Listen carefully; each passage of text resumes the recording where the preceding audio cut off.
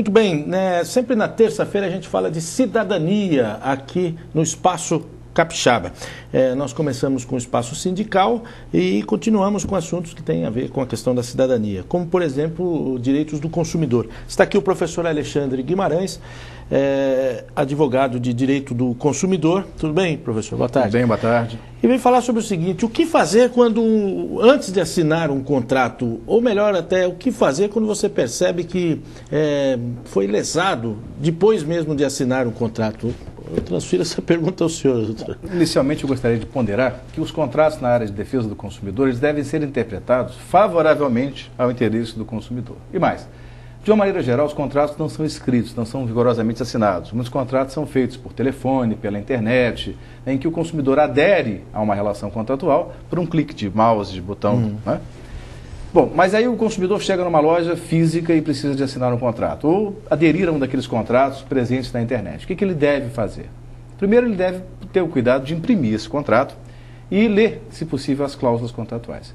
Ah, mas e se eu assinar esse contrato, ou vier a aderir a esse contrato, e houver uma cláusula que é francamente desfavorável aos meus interesses de consumidor? Pergunta o consumidor. Eu respondo: o contrato só obrigará o consumidor em duas situações. Se ele for perfeitamente compreensível, o consumidor conseguir ler o contrato, ter acesso a esse contrato, ler e entender. Então, se o contrato foi escrito de uma maneira que o consumidor mediano, a população brasileira que tem uma leitura simples das coisas, não entendeu, esse contrato não obriga o consumidor. Então, o consumidor pode assinar tranquilo porque não tem valor jurídico nenhum.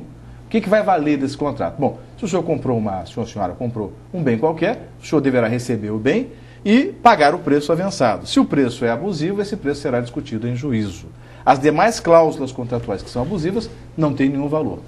E se o consumidor quiser desistir desse contrato, porque ele não tem o poder de obrigar o consumidor, já que ele não conheceu previamente o seu conteúdo, ou as cláusulas de alguma maneira são abusivas, esse contrato não tem valor jurídico, portanto o consumidor está desobrigado a cumpri-lo de qualquer maneira.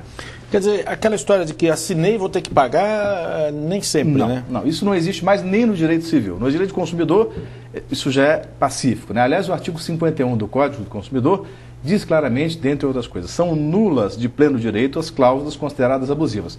E que cláusulas são essas, de uma forma geral, Giovanni?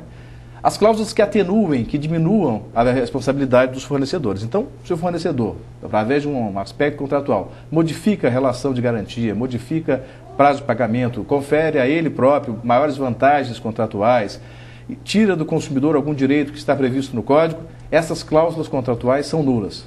Aí alguém há de me perguntar, mas isso significa que o contrato todo é nulo? Não, somente aquela cláusula que é problemática. Então não se anula o contrato todo, a menos que essa cláusula seja tão essencial para o contrato que ela vai conduzir à invalidação. Agora, é possível reclamar de um contrato depois de concluído? Ou seja, você faz um contrato, deixa eu citar aqui um exemplo, por exemplo, a compra de um imóvel.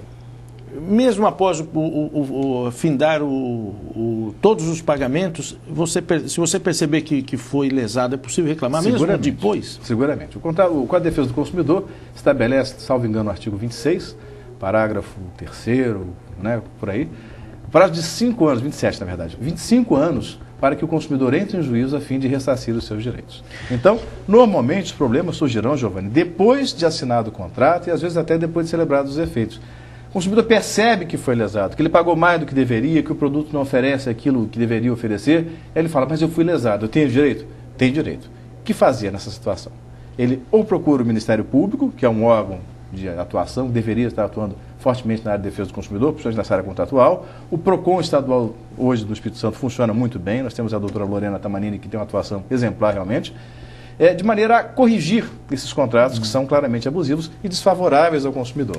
O código, ele é um código de defesa mesmo do consumidor, de proteção do consumidor?